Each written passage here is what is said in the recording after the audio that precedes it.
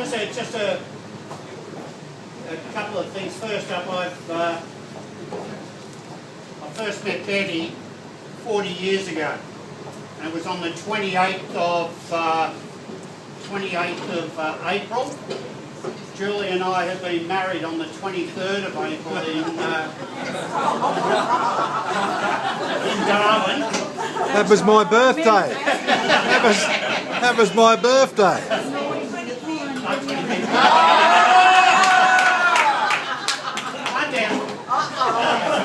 That's why I got married on Anzac Day, so I wouldn't forget it. St George's Day, mate. From where we got married in Darwin with our friends and that, we spent 3 days on a bus coming back to Sydney, where we met each other's parents.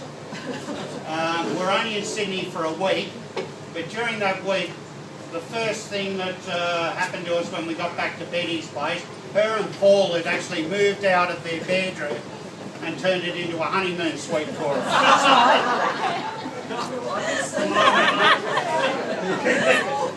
That's the type of lady she was, very special. So we spent, from there we went overseas for about a year, came back to Sydney, and we did our various things after that, and then I was looking for a business venture. Betty's husband Paul said, who'd been working at St George Leescott for 22 years as the beverage manager, suggested we try a hotel together, which we researched, and for some reason we ended up in Jerilderie.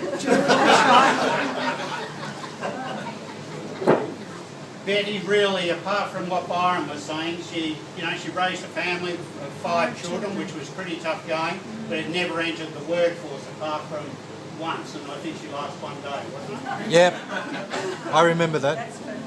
But in Jerilderie, we opened up the dining room there, and she became the hostess with the mostess in the dining room, and the head waitress, and actually the only waitress. In Jerilderie. In Jerilderie. She did a great job there, but she used to get a little tongue-tied with words at times, and things didn't quite come out as she meant. She really wanted Julie to learn to do the bar, so we had only been there 3 days, and I think we had 3 customers in the bar, and she eggs these blokes on. She said, "Why don't you step up there and let Julie pull yours?"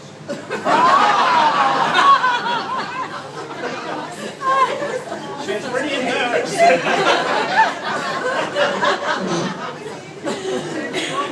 Yeah, so she kept a low profile for a while in the village, because these 3 pearly shearers, and they stood up there. Paul and Betty, and when we were in Jerilderie, it was a little bit isolated, so people would, like Julie and I, or Paul and Betty used to go away for a day or 2. You might go to Wagga, Melbourne, Albury, different places. But Abe was a young boy growing up between about 4 and 7 years when we were there. And Betty used to always say to Paul, "Abe, you must bring a present home for Abe. You've got to bring a present home." He was always waiting at the door, knew when they were coming back, had to stand there and wait at the door.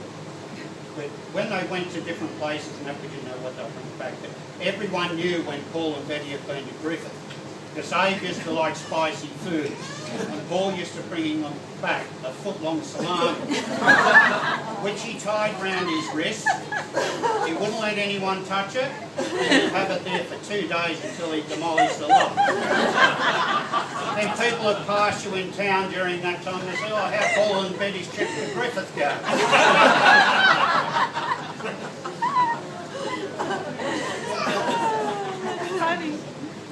Then we made plenty of friends in that in Jerilderie. It was a great spot for that, but a little bit isolated, so we came back to Sydney, all of us. And then when Paul passed on, we moved into, Betty came and lived with us in our house in Barrel in Kangaroo Road there. And as Byron was stating today, that Nan used to take him to school at Barrel Primary. But what Betty had just got a licence then, and she used to put Byron on the bus to go to school, but she couldn't do anything but a right-hand turn. Yeah,